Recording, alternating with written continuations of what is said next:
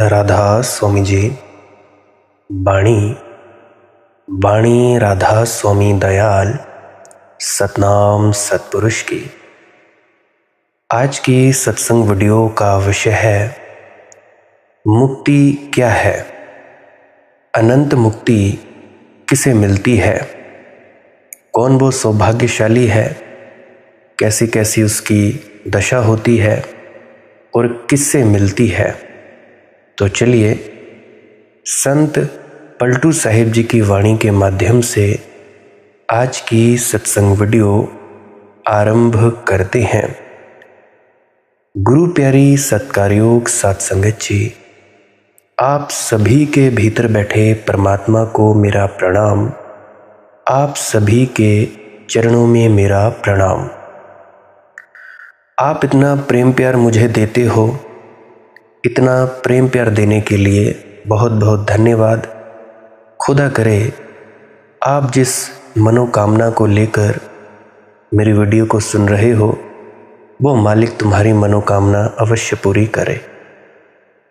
मेरी एक विनती है, जो भी व्यक्ति इस वीडियो को सुनने जा रहा है कृपया अंत तक सुनने की कृपालता ज़रूर करे जी। मुझे पता है आपका मन आपको बहुत तंग करता है भजन सिमरन के वक्त। हो सकता है कोई ना कोई मेरी की बात, मेरी कोई वचन, कोई तुक आपके हृदय में उतर जाए, आपको कुछ समझ पैदा हो जाए और आप अपने मन को समझा सके और आपकी भजन सिमरन में तरक्की हो सके। बाकी आपकी अपनी मौज है, आपकी अपनी इच्छा है। संत पलटू साहिब जी की वाणी है, पलटू तीरथ को चला बीच में मिलग संत, एक मुक्ति के खोजते मिल गई मुक्ति अनंत, भव सागर के तरन को पलटू संत जहाज। पलटू साहिब जी फरमा रहे हैं, अगर इस माया रूपी इस काल जगत इस भव सागर से तरना हो तो सिवाय संतों के कोई और नाव नहीं बन सकता, ना कोई और तुम्हारा कप्तान बन सकता है। जिन्होंने मझधार में डूबकर वे किनारे वाले सागर का किनारा पा लिया है, जिन्होंने अपने आप में डूबकर जिसे नहीं देखा जा सकता उसे देख लिया है, उनका ही सहारा मिल जाए और उन्हें ही संत कहा जाता है। और उस सहारे के लिए कोई भी कीमत चुकानी पड़े तो कम है। संत हमें बहुत ज़्यादा सहारा देते हैं। हम लोग सोचते हैं कि संत लोग कोई चमत्कार करते हैं, कोई चमत्कार करेंगे। उनकी ज़िंदगियों की वजह से चमत्कार होते ज़रूर हैं, आप लोगों को दिखते भी मालूम पड़ते होंगे, पर असल चमत्कार ये होता है कि संत अपने मुख से जो वेद वचन है, जो ब्रह्म वचन है, वो निकालते हैं। उससे क्या फ़ायदा होता है और उनको हम क्या कहते हैं? संत के मुख से निकले गए वचनों को हम सत्संग कहते हैं। सत्य यानी सच, संग यानी साथ। अगर हम किसी संत महात्मा महापुरुष के वचन सुनते हैं तो वचन सुनने से हमारे भीतर पहली बात तो ये होती है कि शुभ विचार के होने से हमारे ख्यालात बदल जाते हैं। धीरे धीरे करके मन को ठोकर लगती है, ठोकर लगती जाती है, तो मन जो उलट दिशा में चल रहा होता है, मन सात्विक हो जाता है। पहले तामसिक वृत्ति का होता है, फिर मन सात्विक हो जाता है, यानी उसमें जो विचार होते हैं वो अच्छे विचार आ जाते हैं। हम पुण्य के काम करने लगते हैं, हम नेक पाक हो जाते हैं, हम धर्मात्मा बनने लगते हैं, हम बहुत से अच्छे अच्छे कर्म करते हैं, दूसरों की मदद करने लगते हैं और वे न जाने क्या क्या करने लगते हैं। तो संत फिर सत्संग करते हैं। आगे आगे जैसे जैसे संत सत्संग करता रहता है वो हमें यह समझाता है कि देख बेटा, ये तुम्हारे जो विचार थे, चलो चोरी के विचार से तुम दान के विचार में तो आ गए, परंतु फिर भी ये जो विचार हैं ये ही तंग करते हैं। यही सबसे बड़ी जड़ है, यही सबसे बड़ा मूल कारण है तुम्हारे दुखों का। फिर शिष्य पूछता है कि महात्मा जी अब हम क्या करें? तो संत कहता है तुम इस मन के चक्कर से ऊपर उठो। ये जो तुम्हारे विचार हैं आते हैं और जाते हैं। अच्छे विचार हैं अच्छी भावना देते हैं, बुरे विचार हैं तुम्हें बुरी भावना देते हैं। तो इससे तुम्हें सुख और दुख का अनुभव होता है। मरने की खबर आ गई किसी की, तुम्हारे प्रिय की, दुख हो गया, कोई पैदा हो गया या कोई खास समारोह है तो तुम खुश हो जाते हो। तो जब तक यह मन है तब तक हम गुलाम ही रहते हैं। मन जो है तरह तरह की इच्छाएं उठाता है, वासनाएं, तृष्णाएं। एक इच्छा खत्म नहीं होती, दूसरी इच्छा पैदा कर देता है। 10 रुपये हैं, 100 की इच्छा करता है। 100 रुपया है, 1000 की इच्छा करता है। एक गाड़ी है 2-3 लाख की, तो इच्छा करता है कि जी 10 लाख की मिल जाए।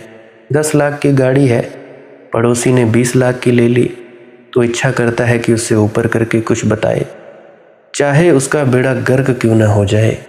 लोन लेकर अपना जो फांसी है, अपने एड़ियों को ऊपर उठा के फांसी ले लेगा, परंतु अहंकार को, अपने मन को तृप्ति जरूर देगा। मन फिर भी कहाँ तृप्त होता है, और कमाए जाओ और कमाए जाओ। आज ये तुम लोग जितना भी काम धाम कर रहे हो, कमा रहे हो, काहे के लिए कमा रहे हो? क्या इच्छा है तुम्हारी?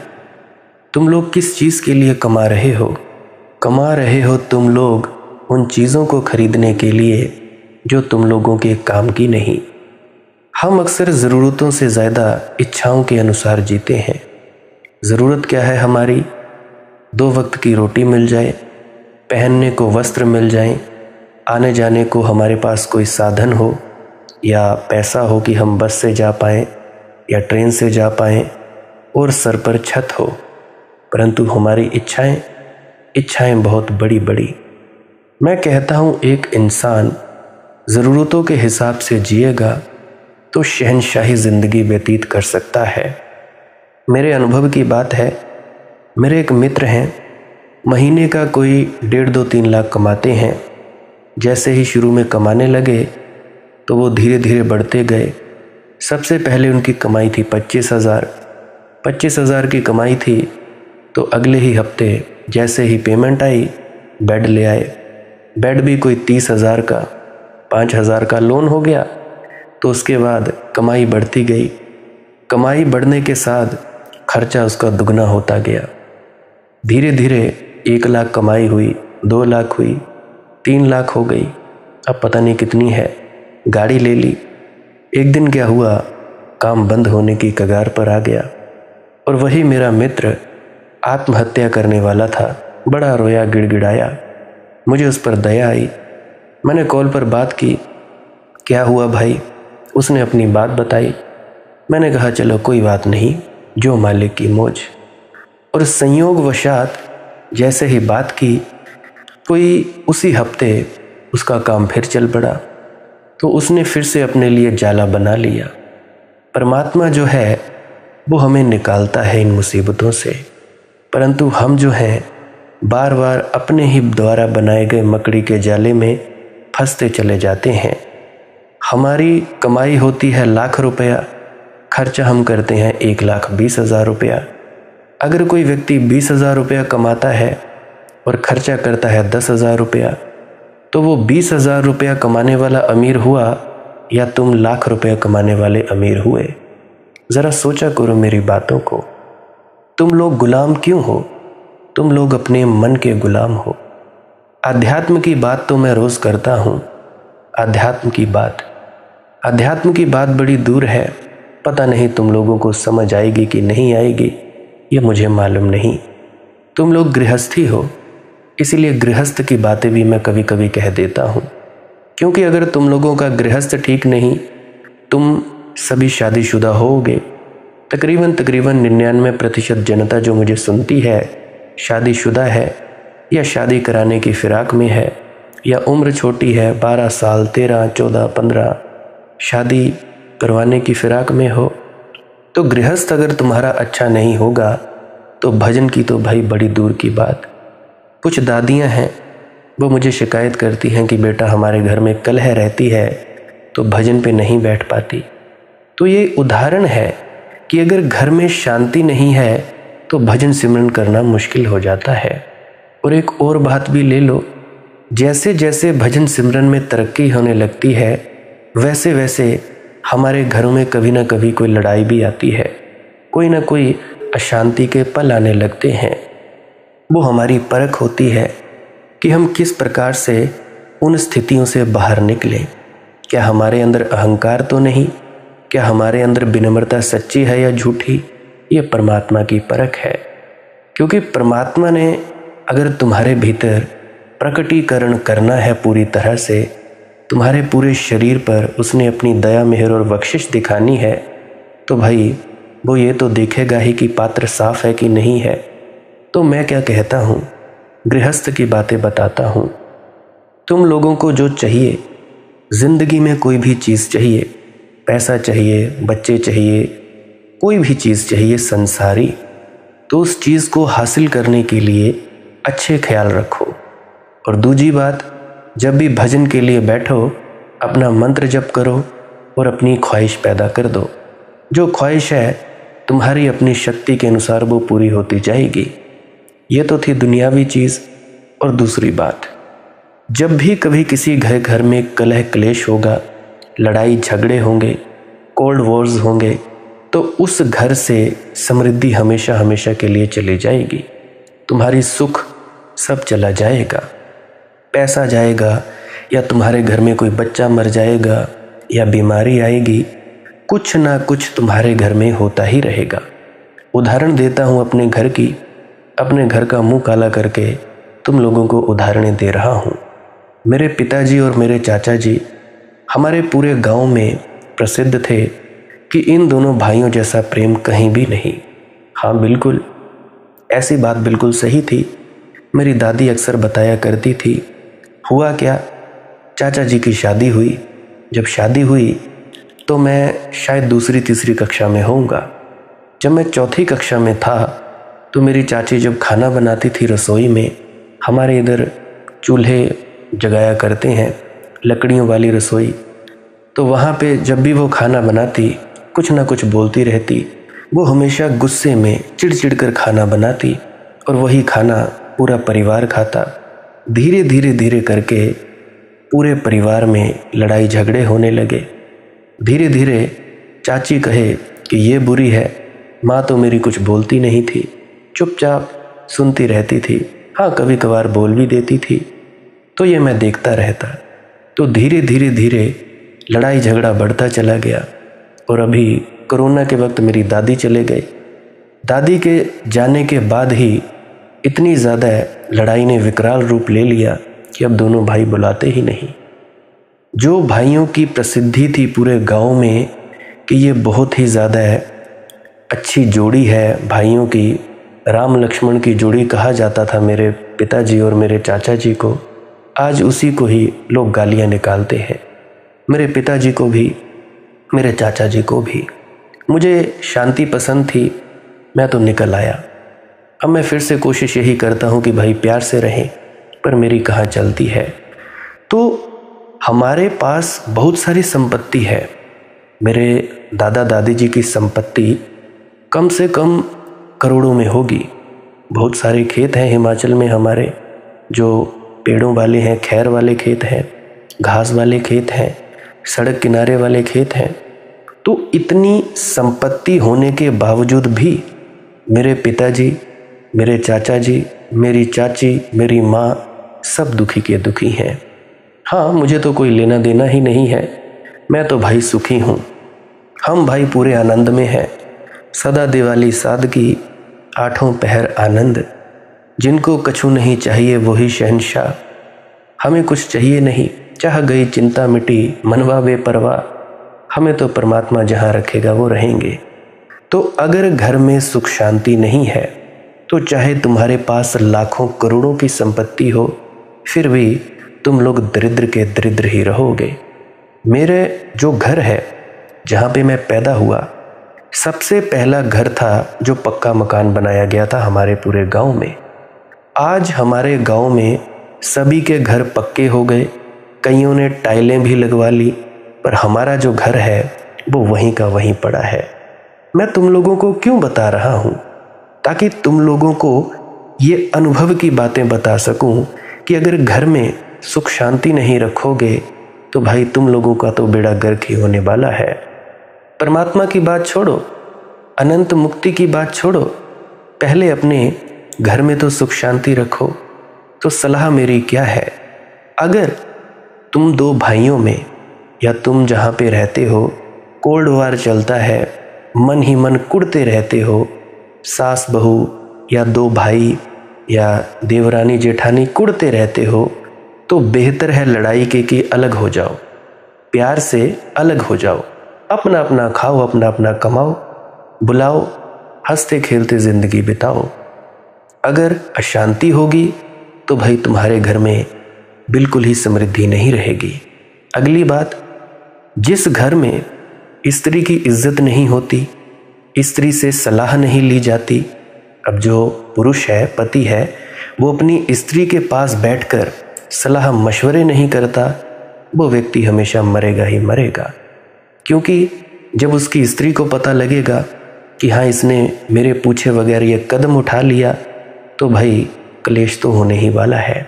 अगली बात, अब जब किसी के घर में स्त्री की इज्जत नहीं होती तो हमारे इधर हिमाचल में ही क्या, हमारे भारतवर्ष में स्त्री को लक्ष्मी कहा जाता है।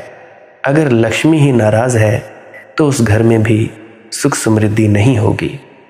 मेरे और भी उदाहरणें हैं, परंतु अभी क्या ही बोलूं उदाहरणों को, मेरे अपने ही घर की उदाहरणें हैं।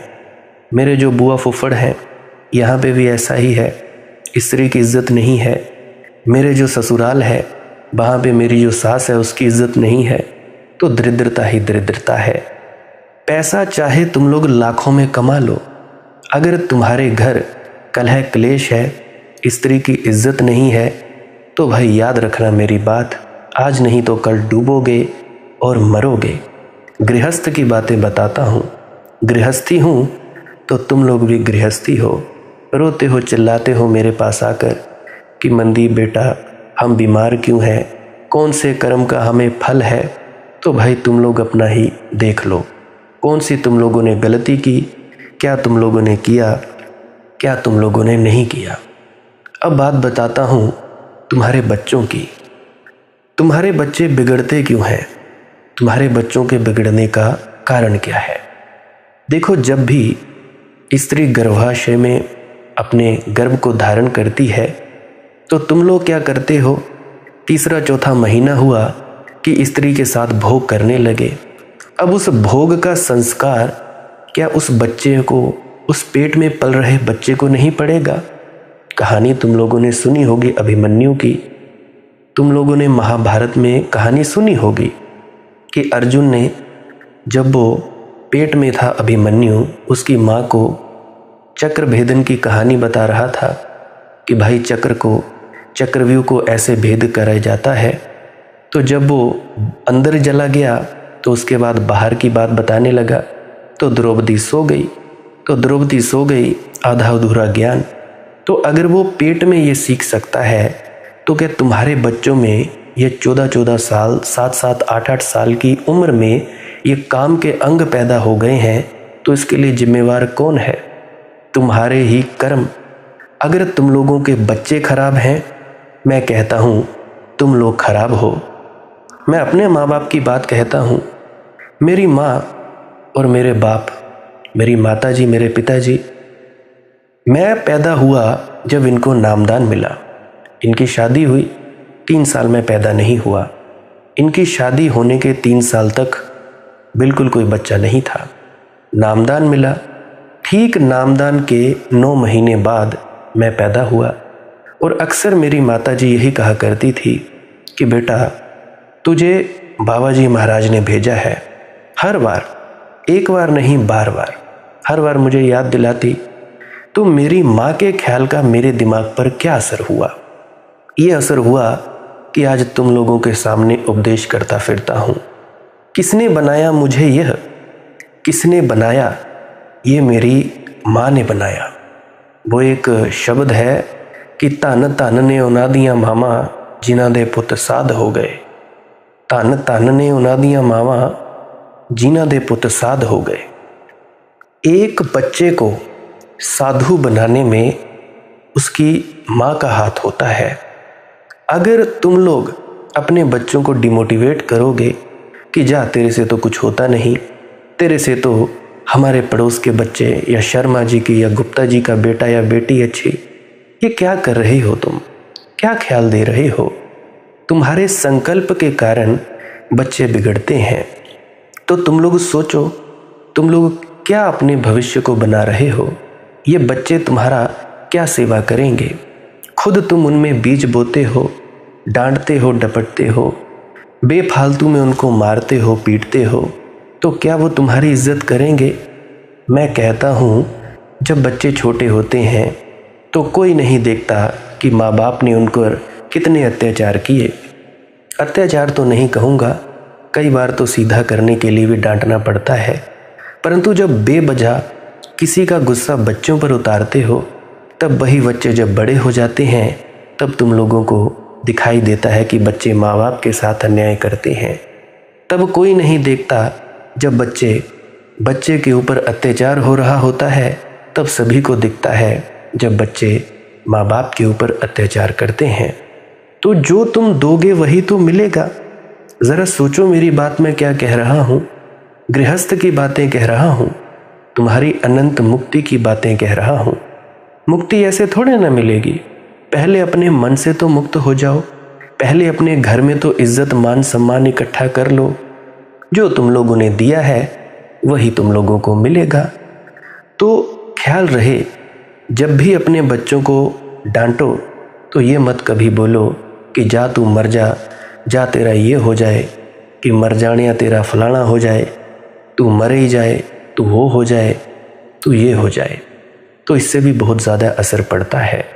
हमारा जो संकल्प है, हमारी जो सोचने की शक्ति है, अब तुम लोग हो नामदानी, कुछ ना कुछ जाप भी करते होगे, भजन सिमरन के लिए बैठते होगे, तो भजन सिमरन के लिए बैठते हो तो उससे क्या होगा, क्या होगा, तुम्हारी इच्छा शक्ति प्रगाढ़ होगी, जो सोचोगे वो हो जाएगा।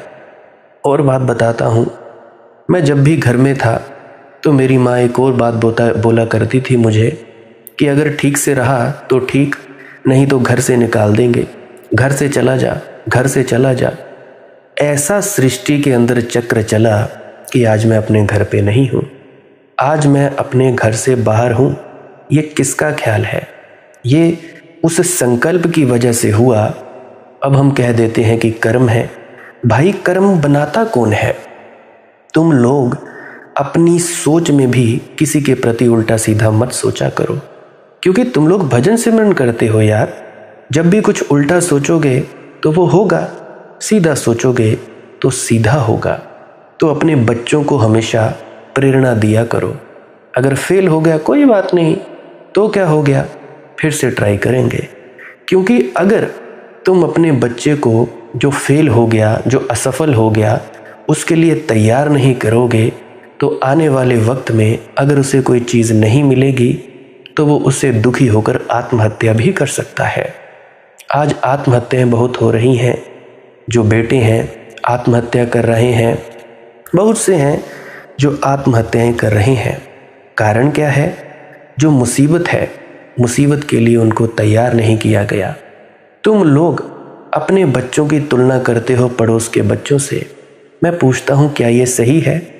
अगर तुम्हारे ही बच्चे ये कहें कि फलाने की माँ और बाप ने तो मेरे लिए उसके लिए ये दिया है और तुमने तो मुझे नहीं दिया, तब तुम लोगों को कैसी बात लगेगी। देखो, अध्यात्म तुम सीखते हो, जाओ आध्यात्मिक बनो, पर यार अच्छे गृहस्थी तो बनो। कैसी तुम छाप छोड़ोगे संसार में। तुम लोगों की वजह से ही गुरुओं की बदनामी होती है। हालांकि गुरुओं को मैं कसूर भी नहीं मानता, क्योंकि तुम गुरुओं के पास जाते हो अपनी मांगे लेकर। तो इसीलिए मेरी खोपड़ी हिलाई है परमात्मा ने कि भाई मैं ये सब चीज़ें बोलूं। बार बार मेरे अंदर ये बातें आती हैं, किसी का कुछ है, किसी को कोई तकलीफ़ है, किसी को ये है, किसी को वो है। तो मेरी यही विनती है, घरों में शांति बनाए रखो। अगर घर में लड़ाई है तो अलग अलग हो जाओ, परंतु रहो प्रेम से। अलग अलग खाना बनाओ, प्रेम से रहा करो। अगर प्रेम से नहीं रहोगे तो भाई तुम्हारा तो बेड़ा ही गर्क है। अगर कुछ चाहते हो तो संकल्प रखो, जैसी जैसी तुम्हारी सोच होती जाएगी वैसा वैसा ही तुम लोग बनते चले जाओगे। तो ये बनना और ना बनना तुम्हारे हाथ में है। तो इसीलिए अपने बच्चों को अगर तालीम देनी है तो सही दो। आज तुम्हारे बच्चे नशेड़ी निकल जाते हैं, आज तुम्हारे बच्चे बेविचारी हो जाते हैं, लड़कियों को इज्जत नहीं देते, लड़कियां लड़कों को इज्जत नहीं देती। क्या कारण है? कारण है तुम लोग खुद। ज़रा तुम लोग अपने मनों को तो देखो, अपने विचारों को तो देखो। अब देखो, बच्चे की पहचान होती है, अब उसके माँ बाप की पहचान होती है बच्चे से। जैसे बच्चे वैसे माँ बाप, कि भाई तेरे माँ बाप भी ऐसे ही होंगे, तेरे माँ बाप ने तुझे क्या ऐसे ही तमीज़ सिखाई है। तो ये सब चीज़ें तुम लोग देखो, सोचो मैं क्या बात कह रहा हूँ, गृहस्थ की बात कह रहा हूँ। बाकी अगर मैं बहुत ऊंची बात कहता हूँ वो तो तुम लोगों को समझ में नहीं आता, और उनको ही समझ आता है जो साधना में संलग्न है। तो इसीलिए मेरी विनम्र प्रार्थना है कि गृहस्थ को समझो कि क्या है। अब तुम लोगों ने गृहस्थ भोगनी है, अगर गृहस्थ भोगोगे नहीं तलाक हो जाएंगे। क्यों हो रहे हैं? पता ही नहीं कि रहना कैसे है। माएँ भी वैसी और उनकी आगे बेटियां वैसी, बाप भी वैसे, उनके आगे बेटे भी वैसे।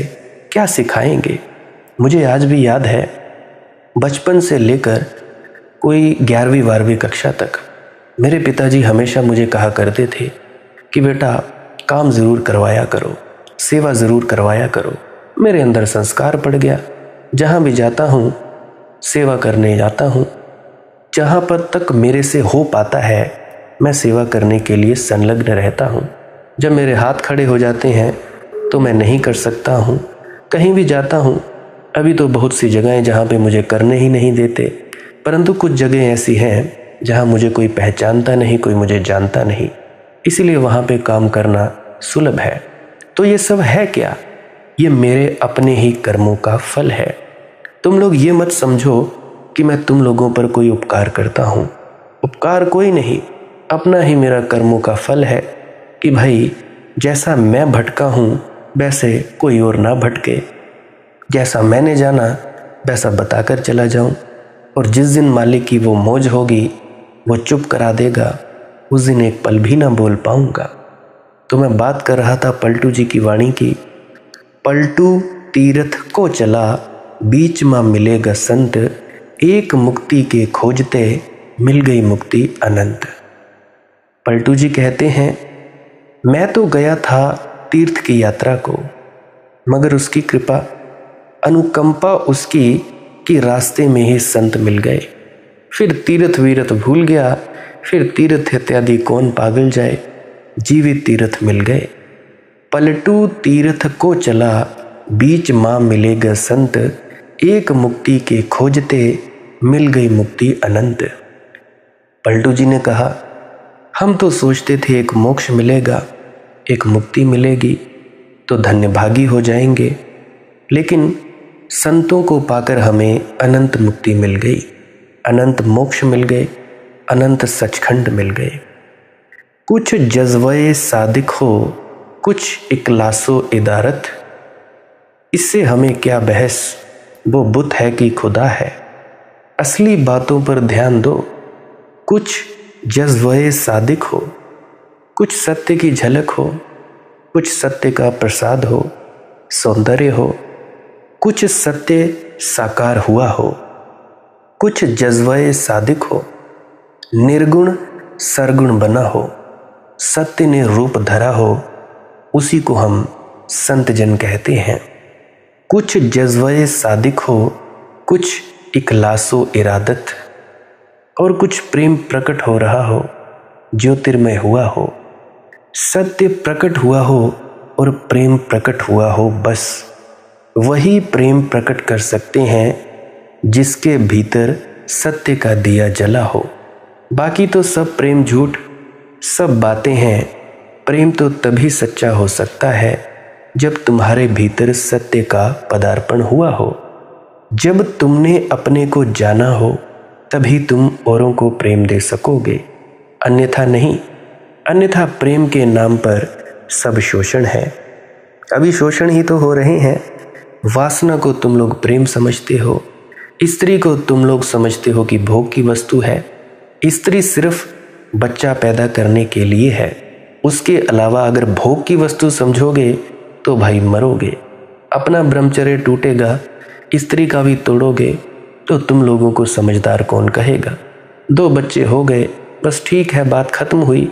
उसके बाद भी अगर भोग करोगे तो तुमसे ज़्यादा जानवर वृत्ति का और कोई नहीं होगा। स्त्री का जन्म हुआ है ताकि वो एक नई आत्मा को जन्म दे।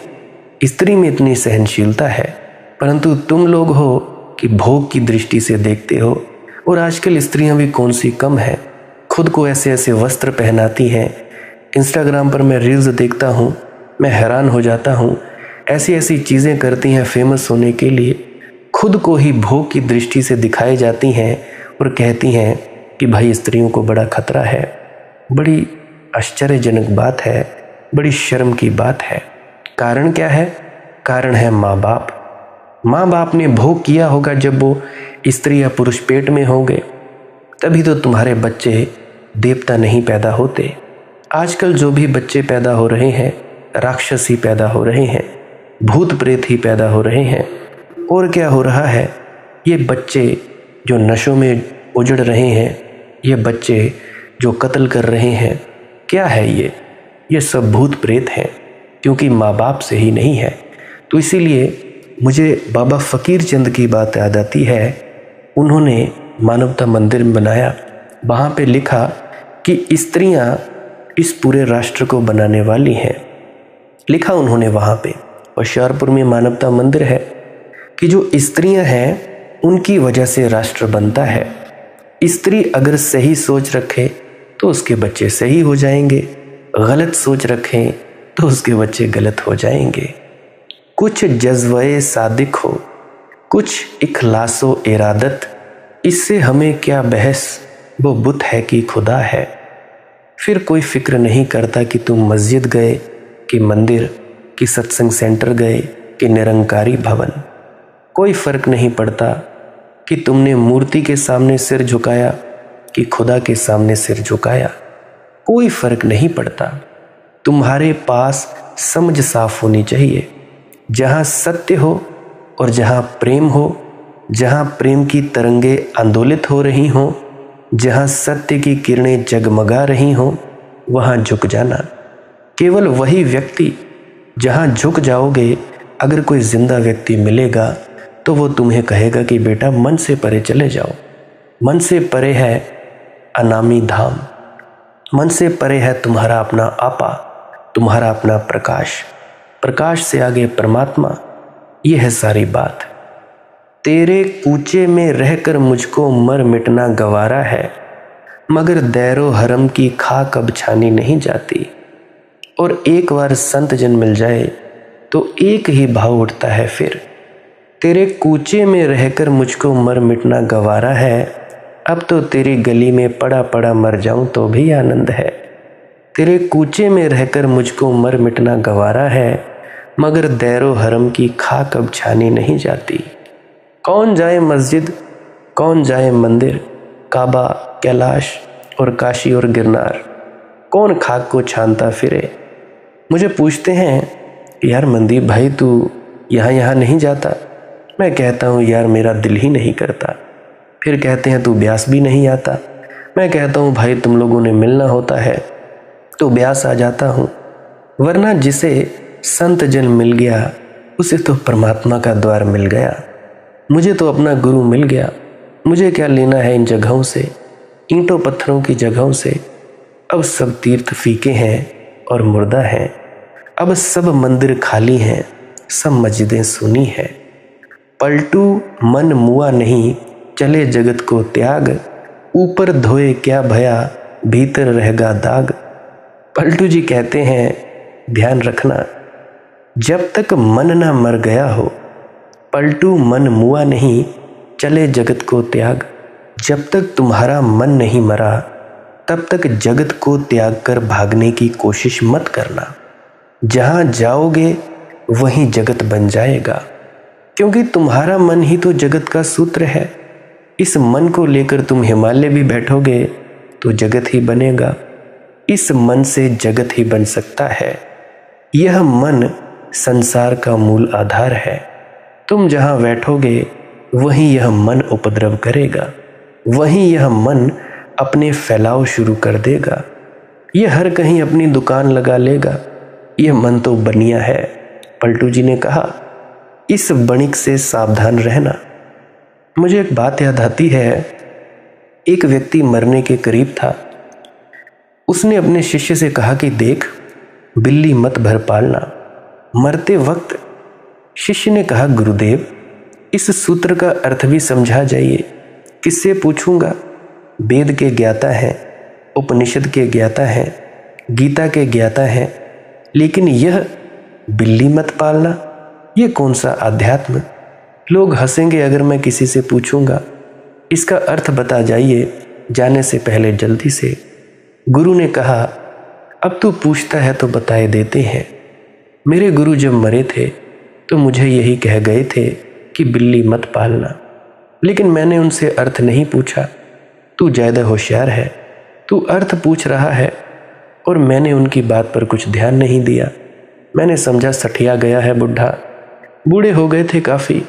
ब्रह्म ज्ञान की चर्चा करते करते ये भी कोई बात है, बिल्ली मत पालना? लेकिन तूने पूछा तो ठीक किया। मैं तुझे अपनी कहानी कह दूं। गुरु तो कह गए थे कि बिल्ली मत पालना, मैंने कुछ ध्यान दिया नहीं। मैं तो हंसा। मैंने कहा, हो गए बिल्कुल बुढ़े, दिमाग से गए, काम से गए, इनकी बुद्धि भ्रष्ट हो गई है। ये कोई बात है, आई गई हो गई। मैंने बात भुला दी। फिर मैं जंगल में ध्यान करने लगा, तपस्या करने लगा। लेकिन रोज़ मुझे गांव भिक्षा मांगने जाना पड़ता था, और जब मैं गांव जाता तो चूहा मेरी लंगोटी कुतर जाते। जब तक मैं रहता तो लंगोटी पर नज़र रखता, डंडा लिए बैठा रहता, लेकिन आखिर भीख मांगने मुझे जाना ही पड़ता गांव, और चूहे कुतर जाते। या रात कभी मैं सोता तो चूहे कुतर जाते। मैंने गांव के लोगों से पूछा कि इन चूहों का क्या करें, कोई इलाज है? पुरानी कहानी है, तब आज के ज़माने की कड़कियाँ नहीं हुआ करती थी। तो उन्होंने कहा, इसमें क्या है, एक बिल्ली पाल लो। मैं अभागा कि मुझे तब भी याद ना आई कि मेरा गुरु मुझसे ये कह गया है कि बिल्ली भर मत पालना। तो मैंने गांव वाले मूढ़ों की बात मान ली। गुरु को तो मैंने समझा सठिया गए हैं, और गांव वालों को समझा कि समझदार हैं, सयाने हैं। बात तो सीधी है, एक बिल्ली पाल लो, बात खत्म। बिल्ली चूहे खा जाएगी, ना रहेगा बांस, ना बजेगी बांसुरी। सो मैं एक बिल्ली पाल लिया। बिल्ली चूहे तो खा गई, लेकिन एक और झंझट। अब बिल्ली के लिए मुझे दूध मांगने जाना पड़ता, क्योंकि बिल्ली को कुछ खाने को तो चाहिए, नहीं तो बिल्ली मर जाए। बिल्ली मरे कि चूहे फिर आ जाए। गांव के लोग भी थक गए। उन्होंने कहा कि महाराज, एक काम करो, हम आपको एक गाय ही भेंट दिए देते हैं, आप वही गाय रख लो, आप भी दूध पियो, बिल्ली भी पिए दूध। ये रोज़ रोज़ दूध मांगते फिरना और भिक्षा। बात जंची, गाय पाल ली, मगर गाय के लिए घास लेने फिर गांव जाना पड़ा। गांव वालों ने कहा कि महाराज, आप पीछा ही नहीं छोड़ते, अब आप घास के लिए आने लगे। अरे इतनी ज़मीन पड़ी है जंगल में, हम साफ सुथरी कर देते हैं, थोड़े में गेहूं बो दो, थोड़े में घास उगने दो। गाय के काम आएगी घास, तुम्हारे काम आ जाएगी गेहूं, आने की ज़रूरत न रहेगी। बात जंची। फिर भी याद न आई कि बूढ़ा गुरु कह गया था कि बिल्ली मत पालना। अब तो बात बिल्ली से बहुत आगे निकल चुकी थी। सो गांव वालों ने ज़मीन साफ कर दी, कुछ में घास उगवा दिया, कुछ में गेहूं डलवा दिए, कुछ में चावल, कुछ में दालें। मगर यह फैलाव बड़ा हो गया, अकेले से संभले नहीं। पानी भी सींचना है, रखवाली भी करनी है, जानवरों से भी बचाना है। गांव वालों ने कहा कि भैया एक बहुत झंझट बढ़ा दी। तब गांव वालों से कहा कि भैया एक बहुत झंझट बढ़ा दी, अब तपस्या ध्यान इत्यादि का मौका ही नहीं मिलता, 24 घंटे ये खेत के पीछे लग जाते हैं। गांव वालों ने कहा ऐसा करो, एक विधवा है गांव में, देखते हो बिल्ली कहाँ तक पहुंची, चीज़ें ऐसे चलती हैं, बिल्ली से विधवा हो गई, बड़ी साध्वी है, सच्चरित्र है, अकेली है, उसका कोई है भी नहीं, शरीर से भी मजबूत है, आप विधवा को वहीं अपने आश्रम पर रख लो, मैं खेती बाड़ी भी जानती है, आप जानते भी नहीं खेती बाड़ी, मैं खेती बाड़ी भी कर देगी, आपकी भी सेवा कर देगी, सुख दुख में काम पड़ेगी, भोजन भी बना देगी, गाय की भी फिक्र कर लेगी, किसान की बेटी, और आप अपनी तपस्या इत्यादि जो करना है सो करना, अब वह संभाल लेगी।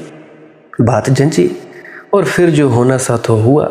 फिर विधवा से धीरे धीरे प्रेम हुआ, विधवा पैर भी दबाए, रोटी भी खिलाए, स्नान भी करवाए, स्वभावतः प्रेम हो गया।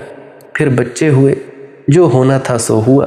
बिल्ली कहाँ तक पहुँची, फिर बच्चों के विवाह करने पड़े।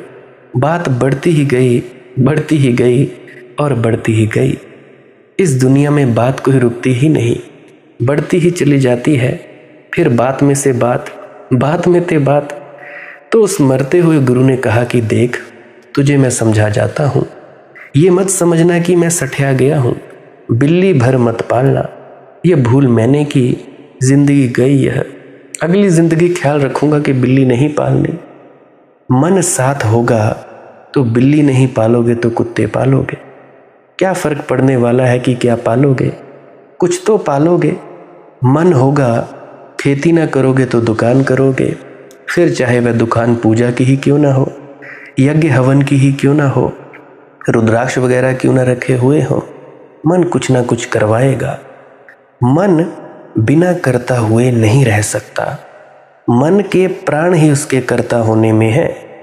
इसलिए पलटू जी ठीक कहते हैं, पलटू मन मुआ नहीं, चले जगत को त्याग, ऊपर धोए क्या भया, भीतर रहेगा दाग। ऊपर ऊपर से धोते रहोगे, तुम्हारा त्याग सब ऊपर ऊपर रहेगा और भीतर तो दाग बना ही हुआ है। दाग यानी मन को धोना है, मन को ऐसे धोना है कि बह ही जाए। लेकिन ये भूल हुई है और अब भी जारी है। देखते नहीं तुम लोग कुंभ में कैसे मूर्खों के मूर्ख इकट्ठा हुए हैं, एक दूसरे को मारते हैं, पीटते हैं, माँ बहन की गालियाँ निकालते हैं और कहते हैं खुद को सिद्ध संत। ये भाई जारी है भूल। लोग मन से तो मुक्त होते नहीं और संसार से भाग खड़े होते हैं। इसीलिए मैंने कहा कि भाई गृहस्थ को समझो, गृहस्थ कैसे भोगनी है, क्योंकि तुम सब सन्यासी तो हो नहीं कि जंगल भाग जाओ। कितने के लोग जंगल भागेंगे, जंगल में भी नया शहर बना लोगे, जंगल के जानवरों को अड़चन होगी। तो इसीलिए बताता हूँ कि भाई मन से मुक्त हो तो मन से मुक्त होना है, संसार से नहीं भागना। पलटू मन मुआ नहीं, चले जगत को त्याग, ऊपर धोए क्या भया, भीतर रहेगा दाग। भीतर है असली दाग। मन जीवन को, सत्य को विकृत कर देता है। मन हर चीज को विकृत करता है। मन हर चीज को अपने रंग में, अपने ढंग में ढाल देता है। मन वही समझ सकता है जो समझ सकता है। तो मन अगर गीता पढ़े तो कृष्ण को नहीं समझता, अपने अर्थ निकालता है। कुरान पढ़े तो अपने अर्थ निकालता है। एक दिन झंडू भाई टिल्लू भाई से बोल रहा था कि अरे टिल्लू, मैं बहुत कम बोलने वाला आदमी हूँ। टिल्लू भाई ने कहा कि हाँ भाई हाँ, वैसे तो शादी मेरी भी हो चुकी है, इसलिए मैं भी आजकल कम ही बोलता हूँ। अब तुम लोग क्या अर्थ लोगे सुनकर, यह तुम पर निर्भर करता है। अब टिल्लू भाई ने क्या सोचा और झंडू भाई ने क्या बोला, ये उन दोनों पर निर्भर करता है। तो वही तो समझोगे ना तुम जो समझ सकते हो, वही तो करोगे ना तुम लोग जो कर सकते हो। पहले इस समझने वाले और करने वाले मन को विदा कर दो, ना करता रह जाए तुम्हारे भीतर और ना ही भोगता। तब तुम्हारे भीतर शुद्ध चैतन्य रह जाएगा, शीशे की भांति निर्मल। उसमें वही झलकेगा जो है, वैसा का वैसा जैसा है।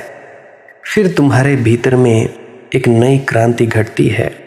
सत्य जब तुम में झलकता है, बिना तुम्हारे मन के बीच आए, तब तुम्हारे जीवन में अपने आप उस सत्य के अनुसार आचरण शुरू होता है। तो ध्यान पहले, फिर ज्ञान, ध्यान पहले, फिर साधुता, ध्यान पहले, फिर आचरण, ध्यान पहले, फिर मुनित्व। शीस नवावे संत को, शीस बखानो सोए, पलटू जो सिर ना नवै, बेहतर कद्दू होए। अब पलटू दास जी कह रहे हैं, कद्दू है वह सिर जो संत के चरणों में ना झुके। और मुझसे अगर तुम लोग पूछो तो मैं कहूँगा सड़ा हुआ कद्दू, क्योंकि कद्दू भी कुछ काम आ जाए, सब्जी बन जाती है, खट्टी मीठी सब्जी। शीस नवावे संत को, शीस बखानो सोए। पलटू जी कहते हैं वही सिर सिर कहने के योग्य है, उसकी ही महिमा गाने योग्य है, उसकी स्तुति करने योग्य है। उस पर न्यौछावर करो जो भी तुम कर सको, लेकिन वही शीश जो झुक जाए, संतत्व को देखकर, किसी जले हुए दिए को देखकर, जो झुके तो फिर उठे नहीं। चारागर मस्त की दुनिया है ज़माने से जुदा, होश में आ कि जहाँ हम हैं वहाँ होश नहीं। एक ऐसा भी होश है जहाँ होश भी नहीं, जहाँ होश का भी कोई अहंकार नहीं निर्मित होता।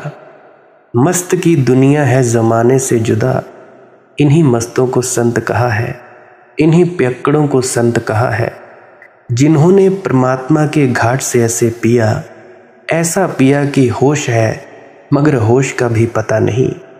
और जिन्होंने ऐसा नहीं किया, उनकी जिंदगी बस ऐसी है, हिचकियों पे हो रहा है जिंदगी का राग खत्म, झटके देकर तार तोड़े जा रहे हैं साज के। जिंदगी बस यूं ही ढोते रहे एक लाश, हिचकियों पे हो रहा है जिंदगी का राग खत्म। कुछ हाथ में उपलब्धि नहीं, भीतर सब कोरा कोरा, हिचकियों पर जिंदगी खत्म हो रही है, संतत्व पर नहीं। हिचकियों पे हो रहा है जिंदगी का राग खत्म, झटके देकर तार तोड़े जा रहे हैं साज के। जबरदस्ती मौत छीन कर ले जा रही है प्राणों को। तुम पकड़ रहे हो अपनी देह को, तुम पकड़ रहे हो अपने मन को, और मौत है कि झटके देकर ले जा रही है। यमदूत खड़े हैं और लिए जा रहे हैं।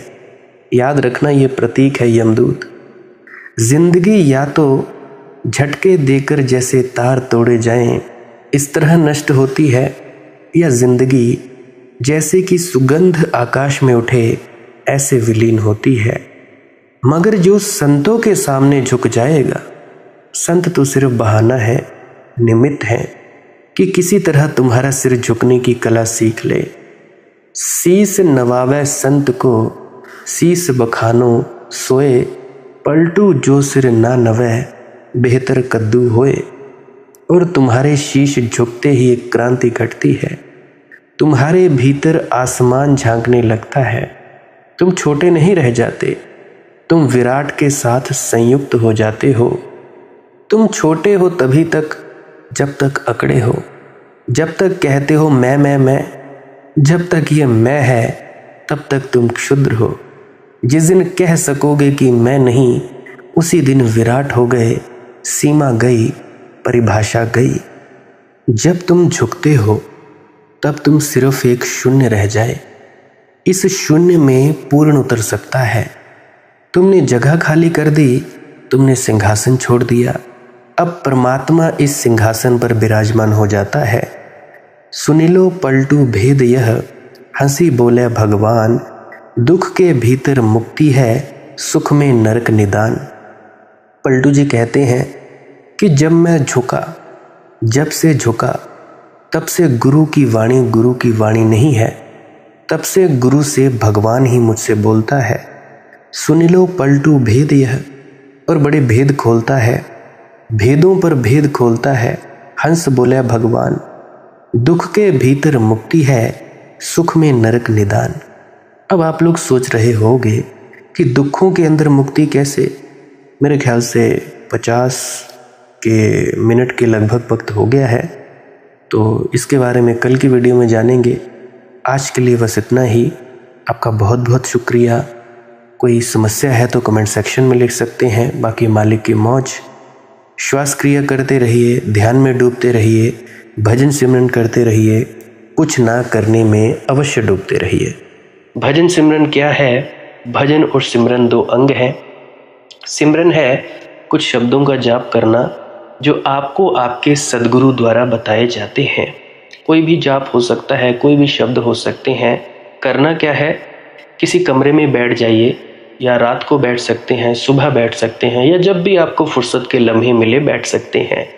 तो जब बैठें तो शरीर को बिना हिलाए डुलाए बैठना है। जो बैठ नहीं सकता तो वो लेट जाए, जो चौकड़ी नहीं मार सकता वो टांगे सीधी कर ले। कोशिश ये रहनी चाहिए कि ज़्यादा से ज़्यादा वक्त शरीर को बिना हिलाए डुलाए बैठा जाए। उसके बाद अपने शब्दों का जाप शुरू कर दें। आंख बंद रखें। आंखों पर ज़्यादा जोर नहीं लगाना है, कोई कष्ट नहीं देना है, नहीं तो सर में दर्द होगा और फिर आप लोगों को परेशानी हो सकती है। तो आपने क्या करना है? चुपचाप शांत होकर बैठे रहना है। शब्दों का जाप शुरू कर देना है। जितनी देर भी आप करना चाहो, आधा घंटा, पौना घंटा, 10 मिनट, 15 मिनट, या जितनी भी आपको आपके सद्गुरु द्वारा दिया गया निर्देश है, जितना निर्देश है उसका पालन कीजिए। और उसके बाद दूसरा स्टेप करना बड़ा ही ज़्यादा ज़रूरी है। वो क्या है? वो उसी अवस्था में बैठे रहें या आसन भी बदल सकते हैं। ये जो शब्दों का जाप होता है ये एकाग्रता के लिए होता है, ताकि मन की एकाग्रता आ जाए। और जब मन की एकाग्रता आ जाए फिर दूसरा कदम क्या है? धुन सुनने के लिए बैठना। चुपचाप बैठे रहें, आंख बंद है, शब्दों का जाप बंद कर देना है। और अगर कोई भी आपके गुरु महाराज है, उनको आप स्मरण कर रहे थे, याद कर रहे थे, आंखों के सामने शक्ल ला रहे थे, तो उसको लाना बंद कर दीजिए। शब्द धुन सुन रही है तो सुनते रहिए। आंख बंद करके अंधेरे में ही टिके रहें। टिके रहना है और ये इच्छा नहीं करनी है कि कुछ दिखे, कहीं पहुंचा जाए, परमात्मा को पाना है, ये करना है, वो करना है। याद रखें, ना कुछ समझना है, ना कुछ देखना है। ऐसे ही अज्ञानी होकर इसी अंधेरे में पड़े रहें। इसी अंधेरे में पड़े रहना है बस। उसके बाद जो होगा सो होगा। और अगर कोई अनुभव हो भी गया तो इससे ये नहीं कि अगली बार फिर से कामना करनी है कि ये वैसे ही हो। कामना ही सबसे बड़ी अड़चन है, इच्छा ही सबसे बड़ी अड़चन है, किसी चीज़ की तृष्णा करना ही सबसे बड़ी अड़चन है, मांग ही वासना है। अगर परमात्मा चाहिए तो कुछ नहीं मांगना है, चुपचाप बस बैठो, अपने आराम में बैठो, अपने विश्राम में बैठो। धीरे धीरे धीरे वो होगा जो होना चाहिए। अगर मैं ज़्यादा बोलूँगा तो आप लोग फिर से उसकी कल्पना कर लोगे कि जी ऐसा होता है, खंड ब्रह्मांड ऐसे होते हैं, चांद तारे दिखेंगे, फलाना ढिकाना। तो मैं ऐसा नहीं कहूँगा। मैं बस इतना कहूँगा, जो कुछ दिखता है, कुछ भी दिख जाए, वो मन है, वो माया है। जो नहीं दिखता वही आत्मा है, वही आत्मा में होना है। अब जैसा कि तुम लोग इसी अंधेरे में टिके रहोगे, तो कुछ दिनों के बाद या महीनों के बाद एक प्रकाश आएगा। वो प्रकाश पूरे शरीर में फैलता जाएगा और धीरे धीरे तुम इस प्रकाश के सहारे अपने आप में स्थित होगे। अब देखो, इस प्रकाश को देखने वाले भी तुम हो और इस शब्द धुन को सुनने वाले भी तुम हो। अब जो ये शब्द धुन को सुनता है और प्रकाश को देखता है, ये तुम हो। तो अपने आप में स्थित होना है, अपने आप को जानना ही सच्चा आत्मज्ञान है। खुद को जानना, खुद को जान लिया, मालिक को फिर जान जाओगे। तो इतनी सी प्रक्रिया है। और आगे आप श्वास क्रिया भी कर सकते हो। ये मुझे बताई गई थी विजय शर्मा जी द्वारा। वो एक उच्च कोटि के संत हैं, तो उन्होंने मुझे बताई और मेरा फ़र्ज़ बनता है कि आप सभी को बताऊं। वैसे तो मैं रोज़ रोज़ बताता हूं, फिर भी आज फिर से बता रहा हूं। श्वास क्रिया क्या है? नाक से सांस लेना है, मुंह से छोड़ना है। लंबा सांस लेना है नाक से और मुंह से छोड़ देना है। 15 मिनट करें, 20 मिनट करें, आधा पौना घंटा, जितनी देर भी आप कर सकते हो करें। करने के बाद करना कुछ नहीं है, चुपचाप आंख बंद करके बैठ जाना है। लेट सकते हो तो लेट सकते हैं। वो आपकी अपनी इच्छा है। नींद आ जाए तो सो जाना है, कोई शरीर को कष्ट नहीं देना है। अगर सर घूमे घूमने देना है, अगर आपका शरीर कांपे तो कांपने देना है। उसकी आपने दिक्कत परेशानी और चिंता नहीं लेनी है, ये सब होता ही है। और मरने से डर लगे तब भी नहीं डरना है, ये होता ही है। क्या कहा मैंने, 15 से 20 मिनट कर सकते हैं, उसके बाद चुपचाप बैठें और अपने भीतर अपने आप उतर जाओगे। ठीक है जी। प्रेग्नेंट लेडीज़ बिल्कुल ना करें, जिनको दिल की बीमारी है या गोलियां वगैरह खाते हैं वो भी बिल्कुल ना करें, और बाकी सब कर सकते हैं। जिनको नींद नहीं आती वो अवश्य करें, और जिनको थोड़ा डिप्रेशन रहता है वो भी अवश्य करें, और जिनके बच्चे थोड़े पढ़ाई में कमज़ोर हैं वो भी ज़रूर करें। बाकी आपकी मौज है, करना हो करिए, नहीं तो आपकी अपनी अपनी इच्छा है। और ध्यान दें, जब सिमरन करें तो उसके बाद सीधा भजन पे बैठें, और जब ये श्वास क्रिया करें तो इसके बाद सीधा भजन के लिए बैठें। अलग अलग प्रक्रियाएं हैं, एकाग्रता के लिए है श्वास क्रिया और एकाग्रता के लिए ही है भजन सिमरन। सिमरन भी एकाग्रता के लिए और श्वास क्रिया भी एकाग्रता के लिए। ठीक है, मिक्स नहीं करना है, अलग अलग करिए। अगर श्वास क्रिया करी तो उसके बाद सीधा धुन सुनने पर बैठें। अगर सिमरन के शब्दों का जाप किया उसके बाद फिर से धुन सुनने पर बैठें। बाकी आपकी अपनी मौज है, जो आपको रुचे वो कर सकते हो। अगर धुन सुनने लगे तो धुन सुनने पर ही डायरेक्ट बैठा जाए, परंतु श्वास क्रिया मत छोड़ना, क्योंकि श्वास क्रिया करने से शारीरिक, मानसिक और आध्यात्मिक लाभ मिलता है। तो बाकी आप कीजिए, आपकी मौज है। और कोई प्रश्न है तो कमेंट सेक्शन में पूछ सकते हैं, या इंस्टाग्राम, टेलीग्राम, फेसबुक पे सर्च करें मालिक की मौज सत्संग, तो वहाँ पे पूछ सकते हैं। प्रश्न पूछने से पहले एक विनती, आप लोग पुरानी सत्संग वीडियोस को अवश्य सुनिए। क्या पता आपके प्रश्नों के जवाब मिल जाएं और आप अपने भीतर ध्यान में उतर जाएं। बाकी आपकी अपनी मौज है। लाइक कर सकते हैं इस वीडियो को अगर आपको कुछ सीखने को मिला है, और कमेंट सेक्शन में राधा स्वामी ज़रूर लिखें। सब्सक्राइब कर सकते हैं इस चैनल को अगर रोज़ रोज़ नए नए सत्संग सुनना चाहते हैं। और बाकी आप सत्संग लगा के छोड़ दीजिए, और बस छोड़ दीजिए। सुनते सुनते आप ध्यान में प्रवेश करेंगे या तो आप जी सो जाएंगे, तो आपकी मौज है। बाकी आप लोग अगर शेयर करना चाहो अपने मित्रों तक तो कर सकते हैं, नहीं तो मालिक की मौज है, कोई चक्कर नहीं है। आप मुझे इतने अंत तक सुनते हो, इतने अंत तक सुनने के लिए आपका बहुत बहुत शुक्रिया, बहुत बहुत धन्यवाद, और मुबारक हो आप लोगों ने जो आनंद प्राप्त किया। अब मैं अपने गुरु महाराज को प्रणाम करता हूँ, आप सभी के भीतर बैठे परमात्मा को भी प्रणाम करता हूँ। मेरा प्रणाम स्वीकार करें। राधा स्वामी जी।